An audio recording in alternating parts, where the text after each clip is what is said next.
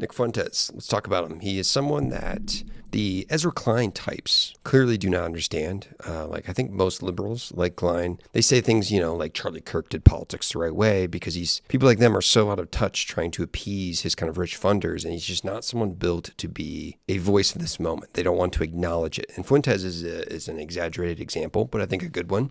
Like many political content creators of kind of like that represent this broader trend on the new right, he helps illustrate how certain figures have pushed extremist ideology into the mainstream by exploiting this ambiguity, this irony. Fuentes cloaks, say, like open neo-Nazism, Holocaust denial, and this kind of violent Christian nationalism in edgy humor, using irony as this kind of plausible deniability.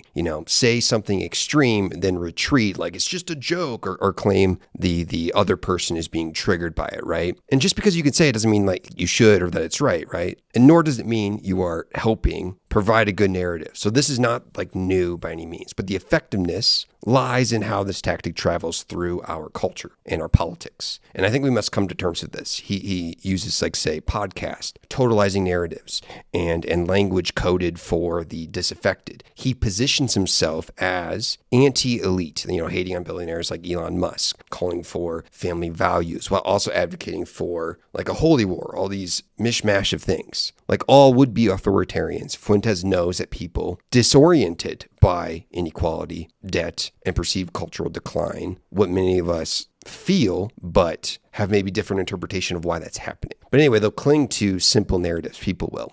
Who to blame, who to hate, what to restore. Hitler understood that too. Fuentes just speaks the modern meme dialect for the modern moment. He's a good performer. And the danger isn't Fuentes himself taking power. I think it's the normalization of his rhetoric, the shifting boundary of what's sayable. And worse, I think journalists and influencers treat him as spectacle. They're confusing provocation for debate. They're amplifying his reach under the need for some like moral critique. And I think this misses the point. Fuentes didn't create the vacuum. He has filled it. And when people feel unseen and adrift, they seek belonging, they seek answers, and authoritarians offer that through simple and totalizing narratives. They pick enemies that often struggle to voice their disagreement, right? So moral outrage isn't a counter narrative. They're like creating these forms of power to have people embrace a narrative, and we need to build a different narrative that is built more in solidarity and also still recognizing those grievances, but also providing a narrative that actually looks at it, actually looks at the people in power that are causing these things, not a false one and not one that is built on authoritarian politic.